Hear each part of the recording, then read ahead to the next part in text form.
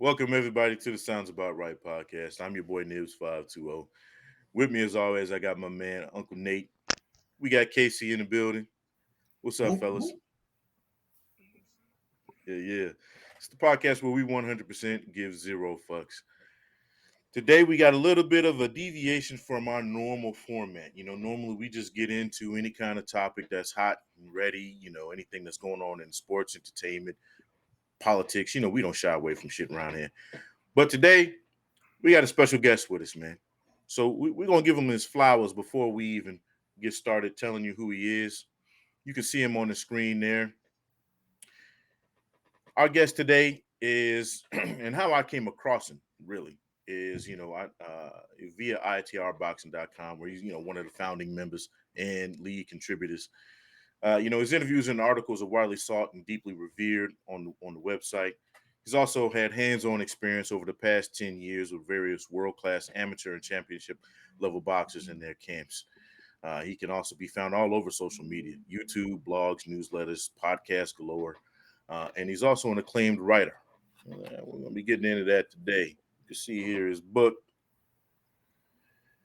The Boxer's Guide to Boxing: Inside the Ropes of Boxing, A Boxer's Guide to Boxing. I really do think this is going to be. There he is. He's holding it up himself. I really do think this is going to be like almost like literally the guide for upcoming fighters. New generation guys that are currently in the game to not only develop with their managers and their trainers and their coaches, but it's going to help people win, man. It's quite literally what it says. It's a boxer's guide to boxing. And even if you're not a boxer and you're just getting into the sport and you want to find out what the sport of boxing is really about, go ahead and check it out. So, with that being said, look, folks, let's get ready to rumble. Welcome our guest, Big Dog Lucas Ketelle. What's happening, baby? Thank you, Nibs. You're a good friend, and I'm glad to be on the program. Excellent, man. Well, I know you. We just did a podcast last night, fellas. Let's start it off, man. Nate, I'm gonna give you the opportunity to go first. What questions you got for Big Dog Wookie here, man? Well, the first one that I got um, is: do you remember a moment when you fell in love with boxing? Was there a fight, or was there something like that that just initially hooked you, um, that you can pull off? Uh, I think Mike Tyson as a general human being, probably. But my grandfather was a boxer, and we just watched boxing a lot in the house. And we watched like a lot of bad boxing, like lower level fights. We didn't really get the pay-per-views.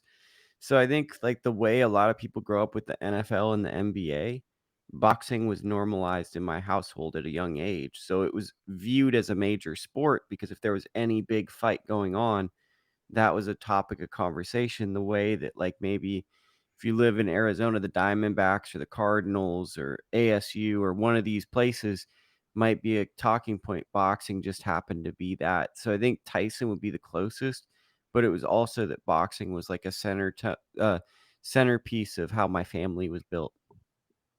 Yeah, because I know for me, the moment was watching round 10, Diego Corrales versus Luis Castillo one. That, where he spit out the mouthpiece, where Chico spit out the mouthpiece and came back and knocked him out. That was mine. So I was curious, but it just sounds like it was inbred into it. Like that's what it was going to be as a boxer. So, oh, awesome. Yeah. Well, I mean, just to piggyback off that, it's like I've had so many freaking eras of boxing. So it's like there was the Tyson era. Then I grew up, went to middle school, and like didn't really watch boxing. Then I come back and it's like Roy Jones, Bernard Hopkins is still fighting. There's this guy Tito Trinidad. There's Morales, Brea. Then it's like there's like big periods where I go without watching it. It's like after that era, I stopped watching boxing for 4 or 5 years, and then I come back around Floyd and Manny being more relevant. And then when I started to do more media stuff, I just stopped having those gaps because it's like, okay, this is something I can put my hand to. But realistically, I would have probably left again if I wasn't covering the sport. And that's another thing I want to get into is because like I personally haven't I had that love affair with boxing, and then it kind of, I fell out of love, and I'm in that era now where I'm not really paying that close of attention. Do you think what is there an because you are still so close knit to it, is there hope? Is there something where in the future, like, will Spence versus Crawford save us? Like, is there something coming up in the future or a series of fires in the future that will bring that energy back to where we can have another great era where we are watching that way? Like, I mean, the future is always amazing, right? Because it's undefined. Hmm. So the youth and the young people, they're always going to redefine the boundaries and move the goalposts. It's always going to be bad and it's always going to be good. Today's ridiculous will be tomorrow's standard. And at the same time, some of the best fights that have ever happened haven't happened yet because they're coming in the future. I think boxing will always be at the same place, but the thing that boxing's missing right now is we're missing the guy. We're missing the like, I've been thinking about this, and I think I've told Nibs this because we're good friends and we do boxing shows together. We're looking for the next guy after Floyd and Manny. Canelo serves that purpose, but he's also a superstar in Mexico who comes to America. We don't have a uniquely American fighter who connects with all different audiences of people in the United States. And I think we're looking for someone that captures the general sports fan's attention. I think Canelo is very famous and notable, but I'm not sure if at this point in his career he grabs the Yankees fan who just likes baseball. And I think boxing's at its healthiest when we have two or three people who are on the calendar for the general sports fan. Cool, Casey, you cool. up next, man. What kind of questions you Thank got for you. Lukey today? Thank you. Lukey, nice pleasure to meet you, sir. Um, I'm a little dark right now. That's my Dominican tan. So I apologize about that. But I just want to ask you, for me, you talk about boxing and the in and out. So my question is that there's always those moments where we want to give up on something, right? But then we push through. What was the moment for you that made you say that, you know what, I'm going to stick with this thing or get back into it, like you said, as heavy as I am? Do you recall what that may have been? Actually, that's a really good question, and that's something I've wanted to talk about. So I appreciate you bringing that up. Is that I graduated college, and that was a really big deal because I was a special education student, and most of my life, people had told me you're not going to go to college, or if you go to college, it's going to be very, very difficult, and you're not going to be capable of going to college. You're not going to graduate. If you graduate, it's going to be like six. I remember someone told me it's 6 years instead of 4 because it's just going to be so hard for you. So I graduated college and I came out and it was the financial recession. Mhm. And when the financial recession hit, nobody was getting jobs regardless of a college degree or not. And I remember how much that hurt because it was like finishing college was such a big deal for me. And then it felt like even though I went to college, I was back to square one because it really didn't impact anything in my life career-wise. Like, I came home and I was getting the same jobs as my friends that didn't go to college, and I just felt really down in the dumps, and I was really sad, and my uncle had just gotten cancer, and it was like I was dealing with a lot of things, and I was doing unhealthy things to kind of cope with it and stuff, and boxing at some point was like, "Let's go back to this boxing thing," right? I was into music and all different types of things. I was like, "Let's go back to this boxing thing." So I go to the boxing thing, start working out, start watching boxing, and then the big thing that made me want to get back in is Bernard Hopkins, my favorite fighter, and it's not because he's the fighter I enjoy watching the most. He's the fighter that runs parallel to my life the most. So when Mhm. I was young, I'd watch Bernard, and then when I was at this moment of going many different directions in life, I bought the pay-per-view of Bernard Hopkins, Chad Dawson won, and it ended with like a weird controversy, and it was just and I took to I think it was called Blogger at the time, Bloggr, like with no E. Right. And I wrote an article on it. And I was like, okay, this is my opinion because I just watched it and I had opinions and I wrote, and people were like, oh, you could be a boxing writer. And it was literally one of the first positive things I had heard in like 10 years. And I was like, wait, positivity? Let's do more of this. So then I just kind of put, if I had free time, I was like, maybe my time should go into boxing because this is one of the first things I'm hearing positive reinforcement behind in like 10 to 13 years. Well, obviously, we're glad you stuck with it and the impact that you've had on it from that standpoint. I guess my next question would be, obviously you had to, that was your breakthrough moment, and you finally got that positive reinforcement.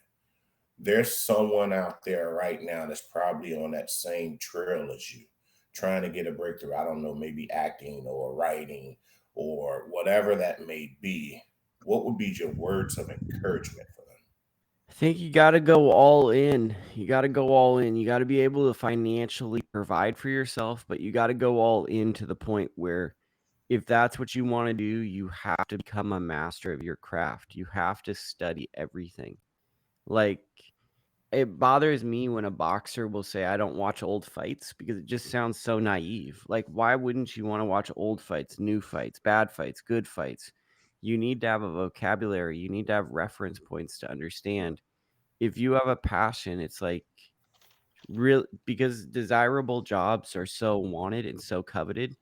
You have to become the obsession and you have to give it everything you can to be in that position to get the most out of it. And I truly believe if you go all in on something, through going all in, you're going to learn an expertise that will get you to that next phase of your life.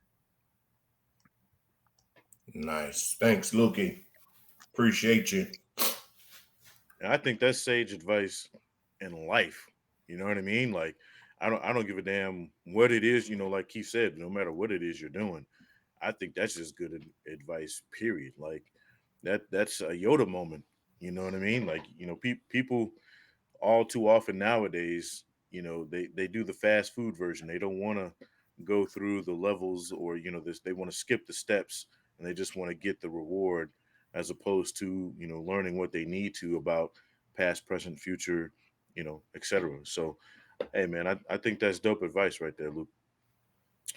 We got your book coming up, and we're gonna get into that, man. I kind of want to give you a chance to kind of give kind of just run it down, man. To tell us, like, what is it that, if you weren't doing boxing, like if there was no Lukey boxing, right? What would you be doing with yourself, man? Like, if this wasn't Probably the fun. battling depression, to be honest. Like, however you battle depression in your mid 30s. Because that's basically when I look back on it, that like that's what I was doing before. I just didn't have anything to put my energy into, and I felt like I was talented, and I felt like I didn't fit in anywhere. And then boxing came, and it gave me something to put everything into. But I mean, if I didn't find boxing, I'd either hopefully find something else I could get into, or I'd just be struggling with depression and having to try to find something that was a effective way for me to be happy. So pretty much in a way, boxing kind of saved your life a little bit, like it gave you that direction that you needed to be who you are now. Yeah, I think it gave me a lot of self-confidence, and it helped me grow into the person that I should be. Um, and it gave me a group of friends that are great. So yeah, I mean, it's just I don't know. Like people always want to romanticize things. They go, "Oh, boxing chose me." No, I chose boxing. Like there was no I've found it, but like boxing didn't find me. But I'm glad that I found boxing. Sometimes I'm not glad, but who knows? Without boxing, like I always am doing these projects. What would these projects have been? I don't know. It seems like boxing is the only industry I've ever been in where like people accept me for who I am. So I don't know if like getting older that would have worked in other industries, but I don't know. Boxing just kind of it was a welcome change at the time, and I learned on the job, and it's really been beneficial. Wow. And I think you can say that about just about anybody who's been involved in boxing, right? Like, You got a lot of guys that are, they say it found them or they found it, and they were at a time in their lives where they needed that thing, whatever that thing was going to be, to get them either over a hump, get them out of a rut, get them out of a place. I wouldn't necessarily save them, but in a lot of cases it does. And boxing has been that for a lot of people. And I want to thank you for sharing that. Not a lot of people are willing to be that vulnerable and tell that part of the story of boxing. Like, hey, this is where I had to come from. And this is where you're. I mean, look at where you're at now. This is what it's gotten you. I kind of want to get a little positive vibe here, man. Just ask you real quick. You've been covering boxing a long time, Lukey. What's We don't been got your to put a favorite? number on it, Nibs. We don't got to put a number on it. Yeah, no, I wasn't gonna age you like that. You know what I mean? I got enough gray hairs myself. I'm not telling nobody stories. Uh, what's been your favorite fight? Not necessarily to watch, but to cover so far. Like, what's your favorite fight to have covered? So that's all my guys. The guys that I've been in the gym with. Right now, it's Charlie Sheehy's someone that I've known since probably he was about 12 years old, and now he's I think 23 or 24, and he signed with Top Rank. So it's pretty fun seeing someone that I've known since he was like a baby, basically like a little kid, now being a signed fighter. It's pretty fun seeing Gabriel Flores, even though his last couple of fights were tough. I've known him since he was 15. Andy Vences, I've known since his second pro fight when he fought Casey Ramos. Just knowing and being a part of the camps and seeing those camps. I know everyone wants me to go, oh, well, it's the big famous guy. But for me, it's the people that I've spent years and years of my life, and to see them, how far can they go in the sport, and to see it organically from the ground up. That to me is my favorite moment in the sport. The Guy Robs, the Tino Avila, when it's these guys that really started out near local gymnasiums near my house and got on these world stages, and I get to go and we eat dinner together.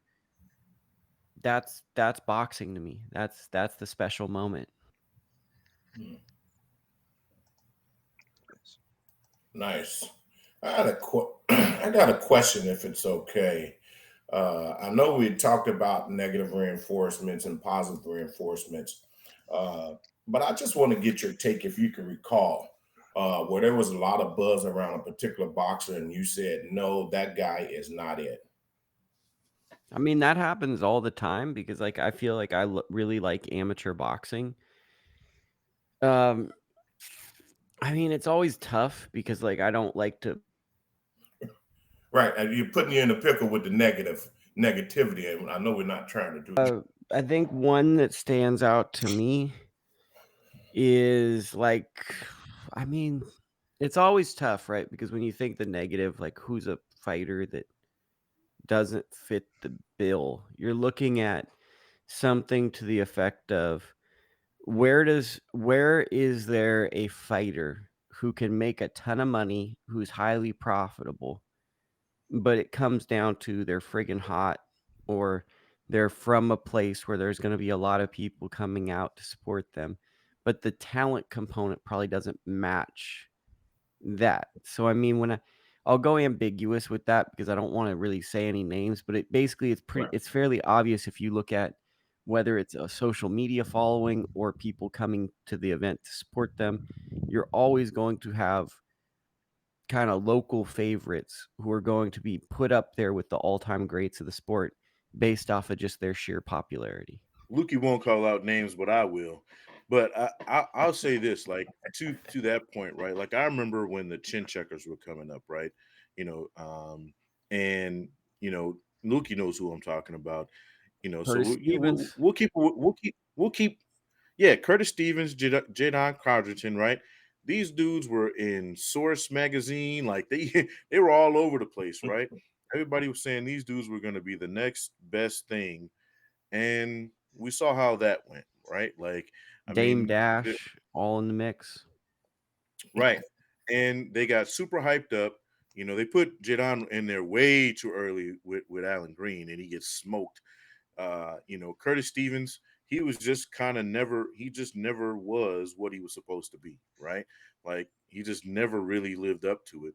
those are the kind of guys I think we're talking about here. I mean, they got so much hype. I mean, overly hyped, and then the bottom fell out.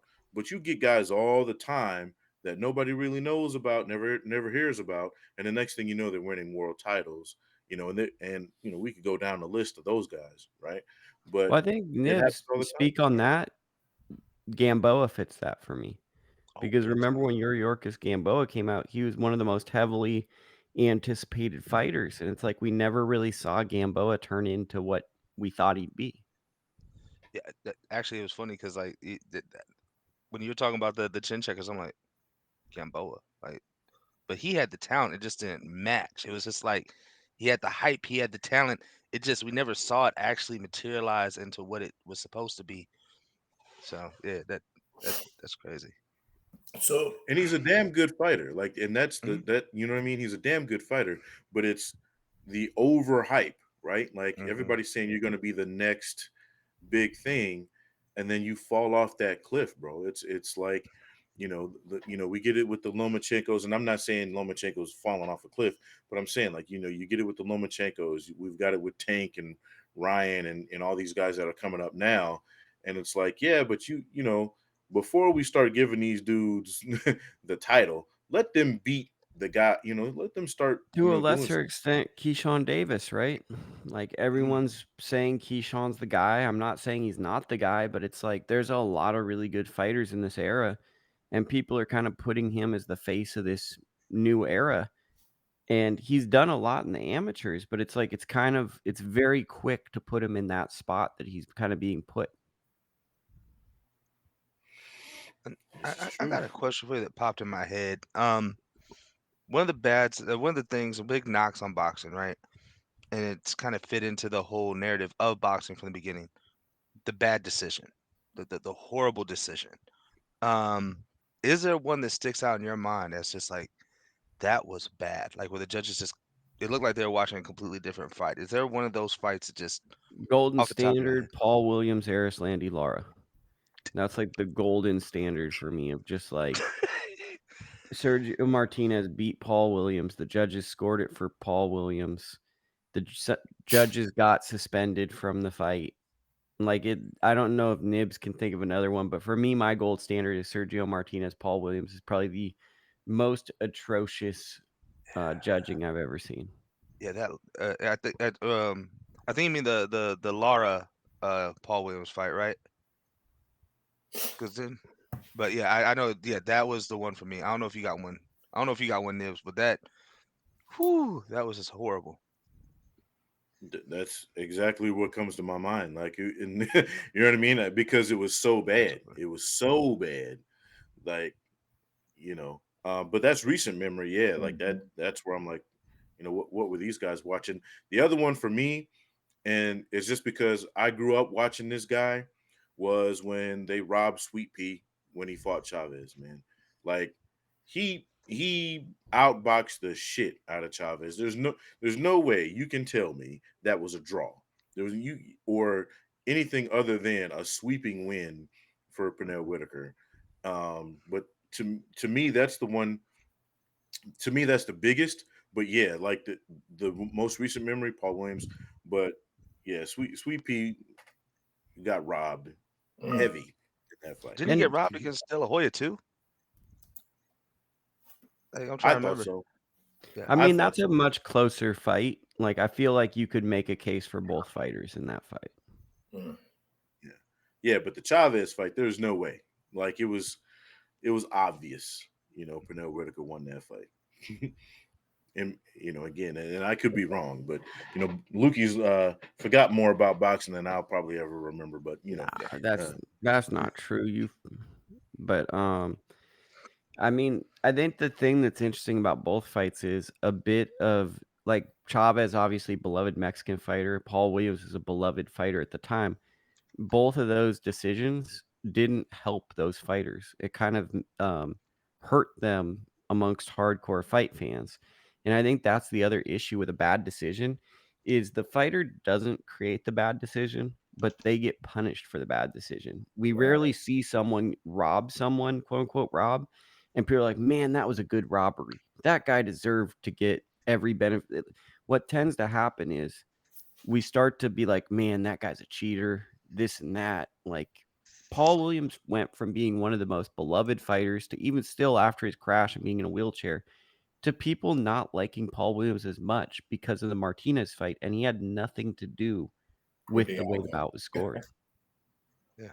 Yeah, I was gonna say it kind of sucked for Paul because like afterwards, because he had, I think like those fights were at the end of his career, right before his accident, so he didn't even get a chance to come back out and give us that moment of redemption, kind of like I would say redemption. You know, he didn't need redemption, but fan redemption with the big fight. So And he had Canelo on deck. He was gonna fight yeah, Canelo, and then he had the accident. I wasn't that Nibs can correct me. Was it Canelo versus Josecito Lopez? Wasn't that going to be Canelo oh versus Paul yeah, Williams the same night as Sergio Martinez Chavez Jr., where the two promoters were both in Las Vegas? I want to say they both were on pay per view of some sort in the same city. It was like the face were they off. competing? Yeah, Yeah, it was like Yeah, I think golden. Oh, go ahead. I was gonna say, I think Josecito was on the card, but he at the what made that fight such a big mismatch was that Josecito was like a full weight class and a half below Canelo. Like he had to gain weight, to get in there and fight Canelo. But yeah, Paul Williams was supposed to be in there, and then that didn't happen. I Speaking know. of fights that didn't happen, Luki, I have a question for you. Before we kind of dig into your book a little bit, is what's for you? What's the biggest fight that didn't happen for you? I feel like I'm the worst at this because it's like the fights I want are like a purest delight. So it's like it's always going to be weird ones. Let's think of some. I mean, to me, here's a weird one that no one would say. Dmitry Parag coming off the Daniel Jacobs fight on the was it Baby Bull versus Marquez 2 pay-per-view, I believe. So Dmitry Mhm. Parag is pretty much the best middleweight at that time. What if he had a fought Gennady Golovkin for Golovkin's HBO debut instead of the guy that he ended up fighting because he pulled out of that fight? Parag obviously had a back injury, retired. Parag versus Golovkin to me is a very interesting fight because Parag feels like the forgotten guy of his era. He was really good in that Danny Jacobs fight. Let's see. What are some other fights? Who were guys at 140 that Floyd could have fought, but after the Shambe fight, he just moved up? Because I feel like Floyd at 140 was my favorite version of Floyd, and we didn't really get to see that 140 version of Floyd. He went from 140, took a cup of coffee like I'm having this morning, and then just jumped straight to 47. Let's see.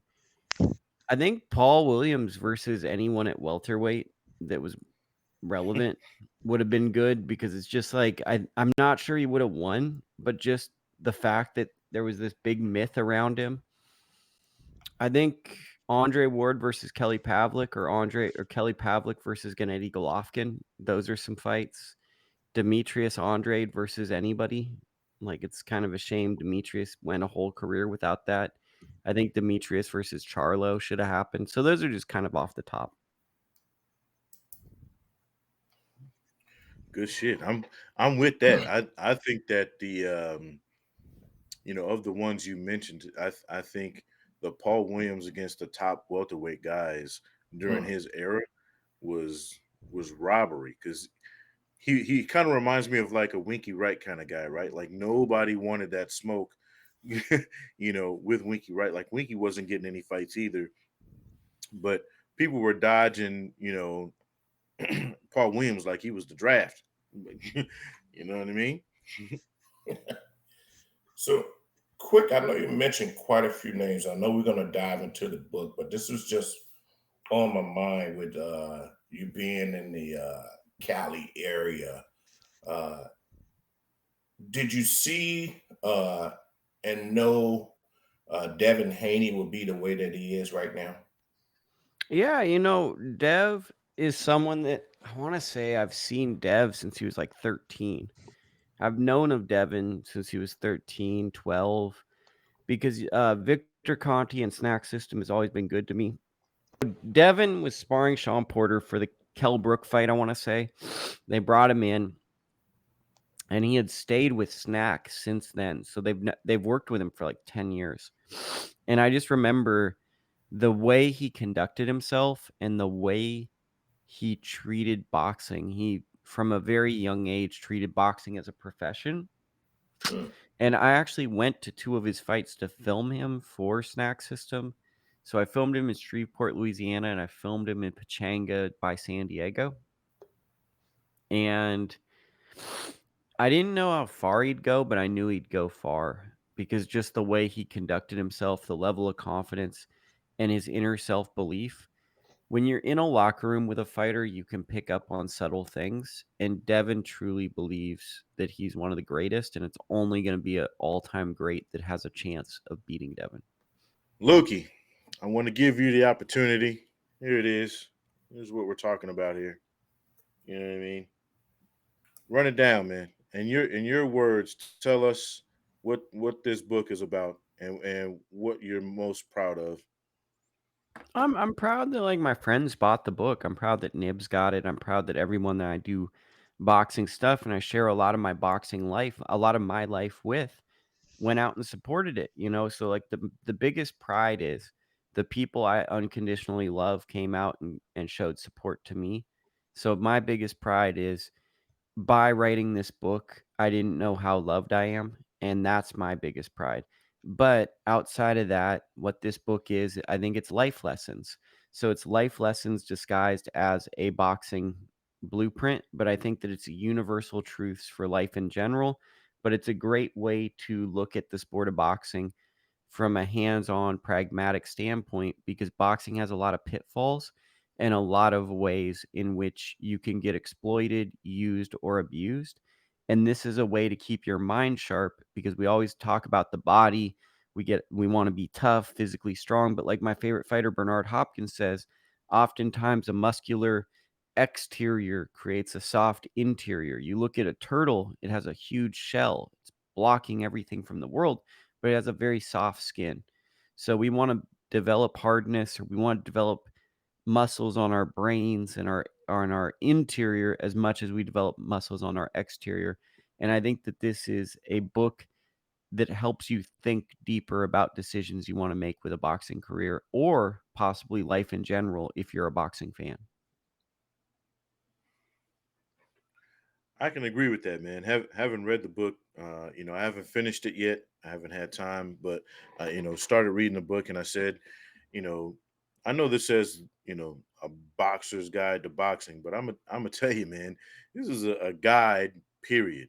In life. Yeah, exactly what you're saying. You're using boxing to give people lessons in life, and one of the things that especially you touch on early in boxing in the book is preparation, right? Like, what is it you need to start your life as a boxer? And I think, as much as you touch on the financial stuff, things you'll need to buy, things you'll need to get, you talk about, picking a gym, picking the people around you, picking a team, being very selective. I think all too often, it's not only in boxing but in life. You hear Jay Z talk about all the time. Hey, my five is my five, and it's been my five, right? Like he doesn't switch it up. Drake points it out. No new friends, right? How important really is that? If not the most important thing in boxing, having a team and having people around you that you can trust. I mean, that's very important, but it's also to this degree, you need the right team and you need to not be afraid to change your team if it benefits you. That's the cold truth. So you need people that unconditionally love you and care about you, and you need to pay them to also help them have a career, right? If you're doing well, you need to pay them. But I think also if you went to a local gymnasium and you're having limited results as a pro or an amateur, you might want to think about, hey, do I need to add something to step my game up? Because I think another pitfall is oftentimes people look at a Jay-Z and look at the fact that he did it with this group of people. We don't know if Jay-Z's origin story is, okay, he started with 10 people and then he subtracted down to those 5. I think people often think everybody's coming along, but at least part to me of success is you have to say no to some people. It sucks, but part of being successful is saying no, because not everybody gets to be successful and not everybody gets to come along. And sometimes the differentials between making it and not making it is having someone that's able to say no for you. That's in life. You know what I mean? We got people all the time. When you start to have a little success, you start to make it. It's usually the people closest to you that can tear you down the fastest, right? So, Let me I speak like on that. that, Nibs. Nobody I grew up with, I don't think, bought my book. So the people I grew up with didn't buy my book, but then the people that just jumped in on the boxing got my book. Maybe one or two people I grew up with, but people I grew up with did not get the book. Doesn't that speak to kind of where the support comes from? Like, oftentimes the people that saw you grow or that see you grow are the ones that also want to see you stuck in a certain place. Yeah, that's why you got to change your friends or change your friends. Um, a lot of times, any type of business venture, what you'll find is just like you're saying, Luki, it's the ones that you grew up with or closest to you that don't support you, and the ones on the outside looking in, they truly support you because they understand and see your vision. Let's take it a step further, right? I think I see this a lot with boxers who come from gang neighborhoods where it's like, okay, I'm from this area, it's quote unquote this area. But then the quote unquote rival gang will buy tickets for the fighter from that neighborhood. And people be like, oh, the suckers are going to your fight. And it's like, okay, I understand there's this deep feud in the neighborhood, but everyone's somewhat a like minded individual. We've been indoctrinated to hate each other kind of through these situations. And a support of a young man's dream is a support of a dream. And I think that's one of the toughest ultimatums for a young person, being 16, 17, 18, 19, 20, growing up where this is your whole world, this ecosystem, the way this culture is, not exploring that much beyond that, and then being put in these tough situations because now the most weaponized word is real, right? Real's got like 10 different definitions. Oh, you're not real. And I Mm, think that's something I reflect on too is how people weaponize words nowadays for like, oh, you're not real because look at who's going to your fight. A supporter is a supporter. If yeah, someone's willing to support, they're a supporter. Hey man, we talked about this, and I kind of want to touch on this before I forget about it, right? Like we touched on this yesterday after we watched the fights, right? And I'm bringing this up because of what you just said, right? We watched Clarissa Shields and Michaela Mayer and all these girls fight their asses off, and we brought this up that Clarissa Shields had to get it out of the mud, literally. Coming from Flint, Michigan, I don't think people really understand or appreciate how hard it is to come out of a city like that. And she speaks about having to cut people out of people she loves dearly, right? That she would ride or die for. She had to cut them out of her life to be who she is now. When you see people like Clarissa Shields make it, does it give you a little bit more? Hey, I want to stick around and watch people like that make it in this game. Well, news. What did I say last night when I was drinking a beer? She represents her country when her country doesn't represent her. I mean, how is that not inspirational? That basically it's like a world full of hate to a certain degree created Clarissa. And at the end of the day, Clarissa, even though she's this confrontational fighter, she has these moments, she's kind of filled with love and pride. At the end of the day, she's not going to be consumed by the hatred or the you're not going to be this or you're not going to be that. She's consumed with truly seeing how far she can go as a fighter. And I think that when you see someone who finds what they're supposed to do in life and they're really taking it to the maximum, and when they have those moments and they're so unapologetically proud of what they've done, how can you not be proud if they're doing something positive? Yeah, like that's all I got is there's nothing you can add to that. That was perfect. That was poetic, and it's true. You know, and what you said with your beer last night, I mean, it just has to make people think for a second. Like this person has went to the Olympics for their country, has represented their country. and their country doesn't support them. That's really just But think on a deeper level, like Flint, Michigan has some of the worst water in the world. Mhm. So it's not even just like in a figurative or a literal, it's a literal sense. Like we're failing them on a basic service that's supposed to be provided, water. Like that's not even. People are getting illnesses from taking showers there. It's like it's not even, And there's a deeper racial component to that, but on the most literal sense, where she comes from, basic human things in the United States are not so basic. and it's sad because that's not a new thing. This is something it's like we have in our minds as as a society. Oh, okay, Flint, Michigan. I remember a few years ago that was the focal point. That was a big deal. Fix their water, fix their water. But our minds, our focus time was just so short. It's still a problem. It ain't been fixed yet, and it was years ago. But it's not talked about, and it's that's yeah, Well, valid let me point. speak to that too. This is an issue with politics, right? Every 2 or 3 years, there's going to be a new problem.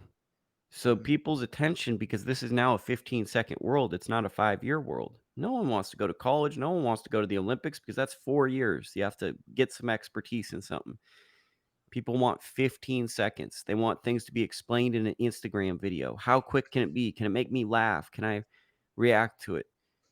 This is a complex problem that really needs people to go down there and try to initiate change because I don't want to speak for it. I don't know the issue that well, but I'm sure some big corporation is probably doing something that's profitable that's impacting this. And the underlying issue is politicians are being bought off in this country to work against the people's best interest. And George Carlin said it best.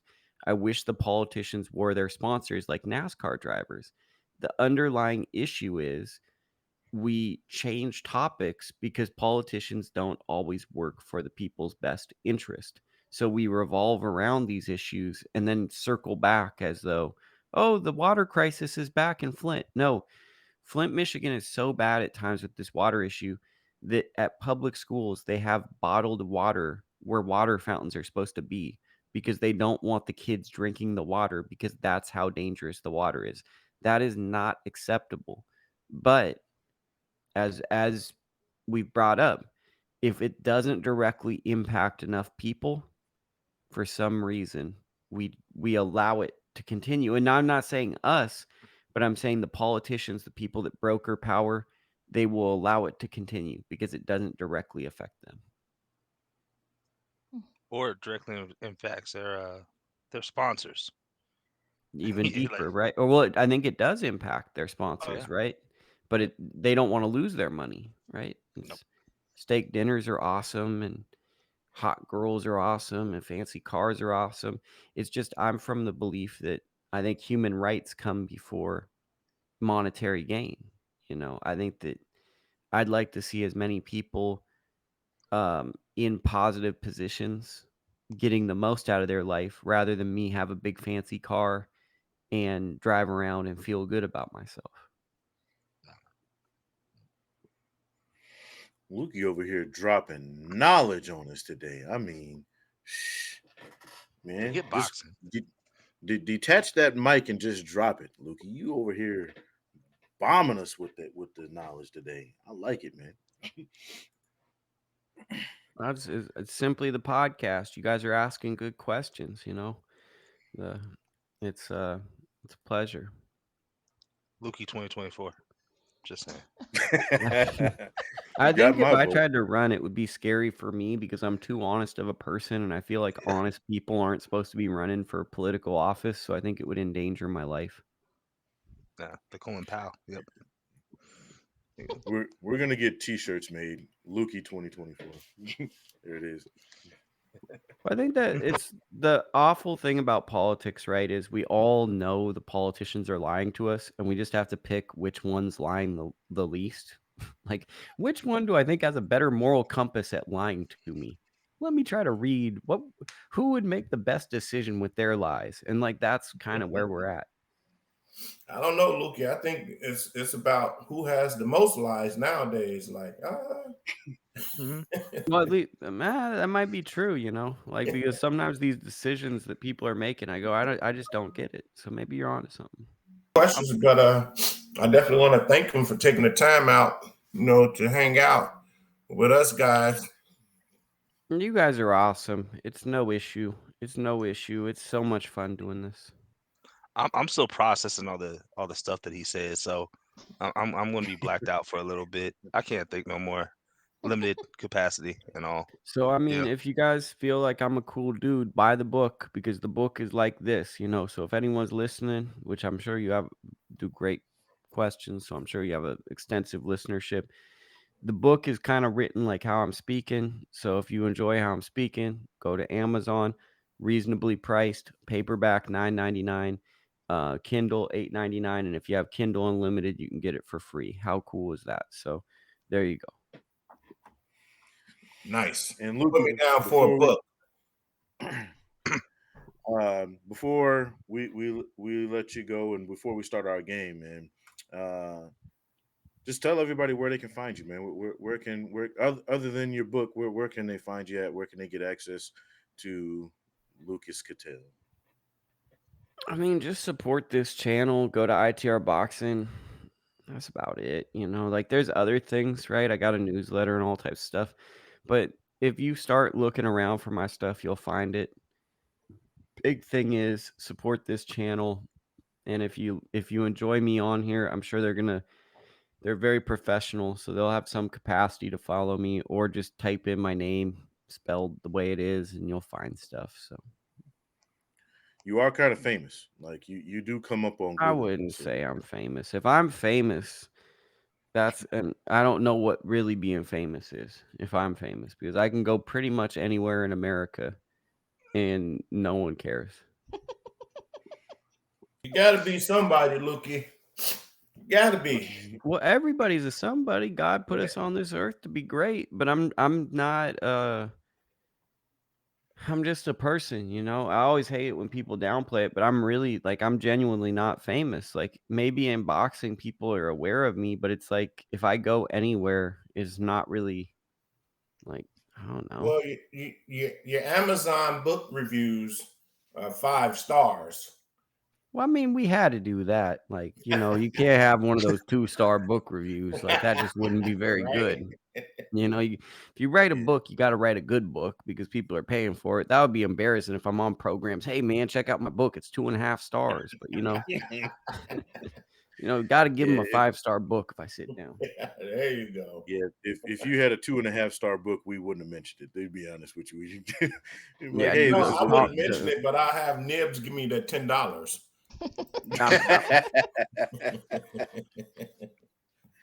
Be like, I'm gifting the book to everybody. It sounds about right. There it is. Okay.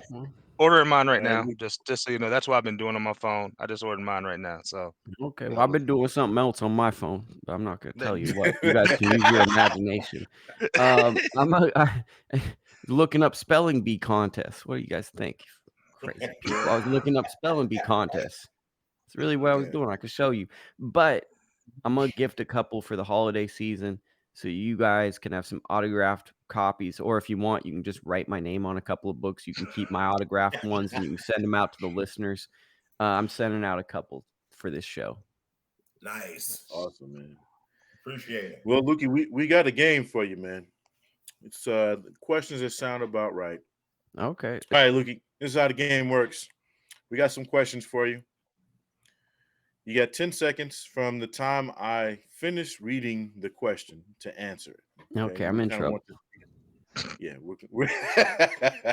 You don't have to complete the answer in 10 seconds. You just have to start giving your answer in 10 seconds. I'm going for it. I'm going for it. I'm gonna give you the raw dog, like Floyd said. All right. And give us exactly that. Give us the raw dog. Give us your first thing right off the top of your head. You ready? Good, because if you ain't, yes, we're starting indeed. anyway.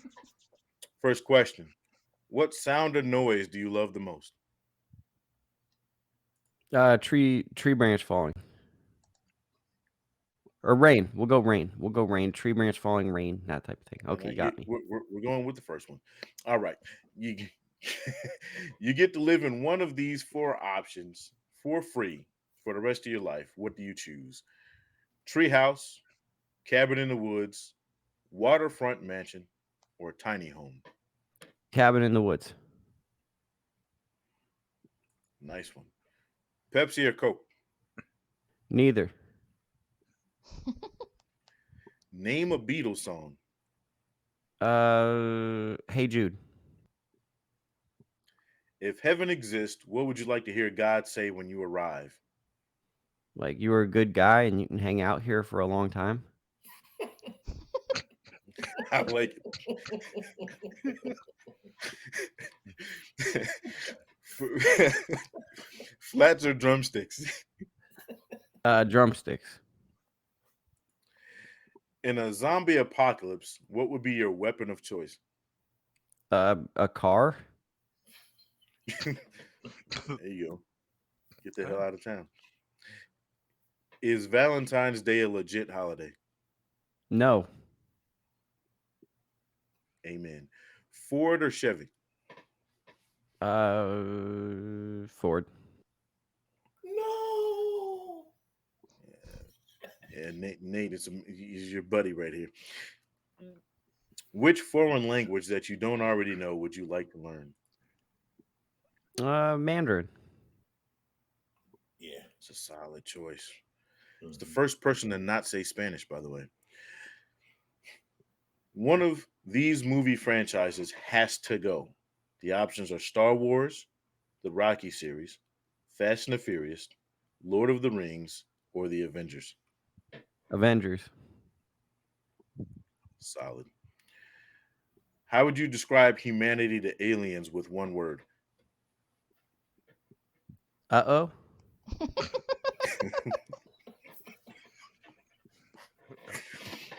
I like it. Forks or spoons? Fork. If you had a superhero name, what would it be? The Great Debater. Nice. With that being said, if you had a superpower, would you rather have the ability to read minds or be invisible? Be invisible. Which celebrity would you like to most be friends with? One of the hot female actresses, like Amy Adams. I think she's in my age range. Me and her could be cool. Go on dog walks, make a movie. I like this. I like this guy. I like this guy. Yeah, I like this guy. Ranch or blue cheese? Neither. What's the most expensive thing you've ever broken? Probably like a lamp at someone else's house. All right. No, it was a pot. It was like a pot at someone else's house when I was 22. I bumped into a table and it broke like this fancy pot of these people's parents. Like a ceramic pot? It was like a tribal, like, from there was like a story to it. It's like we found this, we traveled to get it. It was like a big pot. And like I don't think I bumped into it, but my friend bumped into it and it like broke. And I just remember the kid came and he had like this face like he saw a ghost. He was like, ah, and like my friend standing there obviously like bumped into it and it was broken. And this girl I was with, or that was with us, was like, we have to leave right now. And it's like, oh God, she's drunk and she's our designated driver. It was just like, it was not a good situation. But the positive of that was someone that didn't have a driver's license that was sober drove us home because we were more responsible than that. Because it's better to have a unlicensed driver than a drunk driver. It's a good segue into the next question. Can you drive a stick shift? Not in San Francisco, but in life, yes. That's a okay. Boom. That's Tip your a qualifying factor because I've tried to drive a stick shift in San Francisco, And that is one of the hills, the craziest places to roads. try to do that. You are shifting a lot, and if you stall, it gets weird. Mm-hmm. If a movie were made about your life, what would be the title? Probably something like Inside the Ropes, the boxing guy, something like that. Yeah. For all of our Harry Potter fans, if Hogwarts chose you to study there, which house do you think the Sorting Hat puts you in? The options are Gryffindor, Hufflepuff, Ravenclaw, or Slytherin. I'm Gryffindor. I'm a hero. Does pineapple belong on pizza? Sure. Just maybe not mine. No. Bingo. At least he's accepting of pineapple on pizza, which is important to me. You know. Which is a great way of saying no. I've been told I can't answer this question anymore, or respond, so I'm moving on. If you could only get one thing for free for the rest of your life, what would it be? Gas. It's a damn good thing to be getting for free right now. Yeah.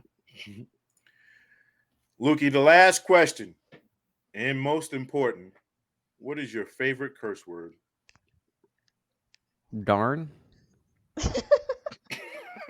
That fits. I want to That call fits. BS on this, but I can't. It fits. I can see him saying darn. Look at him. He says darn a lot.